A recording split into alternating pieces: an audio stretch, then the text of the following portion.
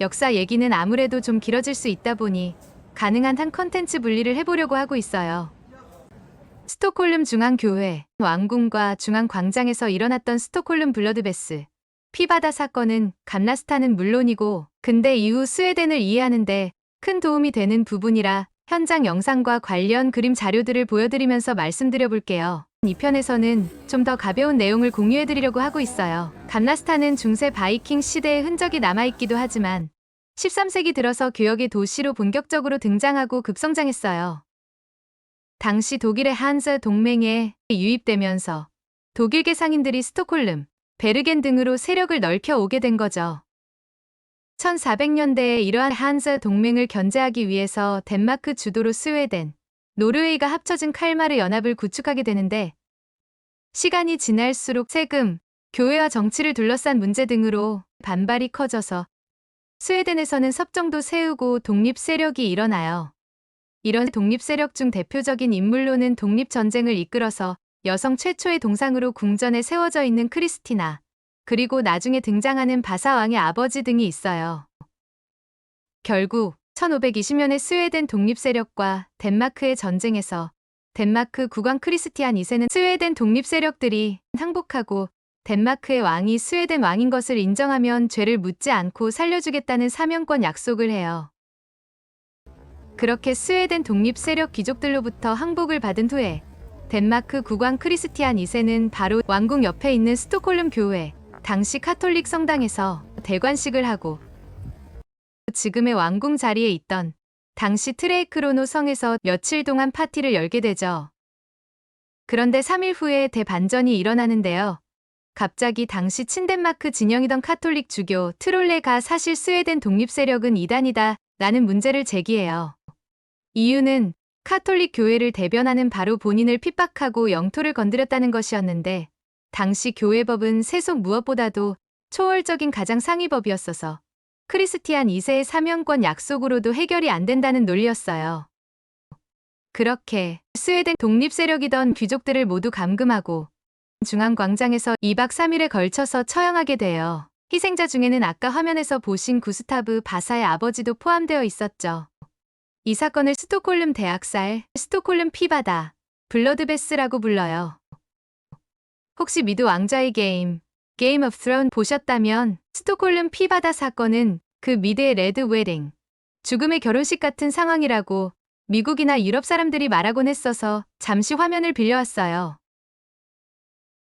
그리고 그 자리에 있었던 목격자의 증언을 바탕으로 한 그림에서는 이렇게 많은 사람들이 참수형을 당했고 목을 배럴통에 담아서 태웠다는 디테일이 보이죠.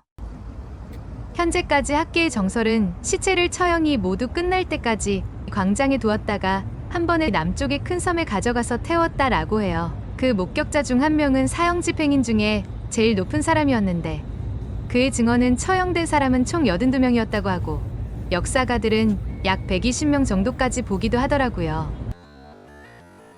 저 빨간 건물에 박힌 흰색 벽돌 개수가 희생자 수라든가 밤에 귀신이 나온다거나 우물에 사실 시체 일부가 묻혀 있다거나 하는 이 광장에 얽힌 도시 전설이나 괴담이 아주 많은데요. 이 광장이 당시 교역하는 사람들의 중심가이자 삶의 터전이라는 점을 생각해보면 그런가 보다 카더라 정도로 들으시면 좋을 것 같아요. 다시 역사로 돌아가서 스웨덴 근대 왕조의 시조가 되는 구스타브 바사 얘기를 해볼게요. 이 피바다 사건에서 구스타브 바사의 아버지를 포함해서 스웨덴 독립을 이끌던 지도자들이 떼죽음을 당했는데 이때 구스타브 바사 자신은 당시 한자동맹 자유도시였던 르베크에서 망명 중이었어서 화를 피했었죠. 이 피바다 소식을 듣고 구스타브 바사는 말 모양 나무 인형으로 유명한 달라나에서 농민군을 조직하고 신성 로마 제국에 있는 그의 망명지였던 리베크에서 용병을 빌려와서 스톡홀름을 되찾게 됩니다. 그렇게 구스타브 바사는 바사 왕조의 시조로 즉위하게 되죠. 여기서 종교개혁이 등장하는데요. 피바다 사건은 내용상으로는 누가 봐도 덴마크 국왕 크리스티안 2세의 보복이지만 공식적인 표면상 논리로는 교회법에 따른 이단죄였던 것이어서 덴마크 국왕이 아니라 당시 친덴마크 진영이던 카톨릭 주교 트롤레가 책임이 있는 거죠.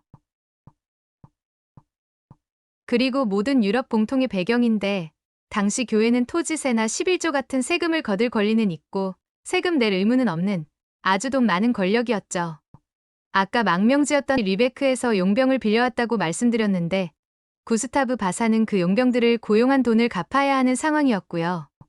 이런 정치적, 경제적 이유들로 구스타브 바사는 당연히 즉위 후에 카톨릭 주교 트롤레를 갈아치우려고 하는데 로마 교황청이 바사의 요청을 들어주지 않고 트롤레의 편을 들었던 거죠. 그래서 로마 교황청과 결별하고 이 당시 굉장히 초기이던 루터파 개신교를 국교로 선포하고 새로 스웨덴 교회를 창설하게 됩니다. 구스타브 바사의 지원을 받아서 이 종교 개혁을 이끌었던 루터의 제자 올라우스 페트리의 동상이 스톡홀름 교회 앞에 있고요. 이 역사 이야기를 열심히 했으니 뜬금없는 볼거리 하나 소개해드릴게요. 이렇게 중앙광장 스토르토리에트의 한쪽 구석 빌딩 모서리에 포탄이 박혀 있는데요. 이 포탄을 둘러싸고 스웨덴 독립 세력들이 덴마크 국왕 크리스티안 2세에게 선빵 포탄을 날리다가 잘못 박혔고 그렇게 스톡홀름 블러드베스 사건이 일어났다는 역사와 다른 썰을 한 번씩 듣거든요. 이 빌딩은 한참 후인 1795년에야 지어졌고 가구 상인이 구스타브 1세 바사의 스톡홀름 탈환을 기리기 위해서 설치한 작품이라고 하네요. 이렇게 감라스탄 블러드베스 사건. 구스타브 1세 바사가 스웨덴 근대 왕조를 창건하고 북유럽 세 나라의 칼마르 연합이 붕괴되는 이야기.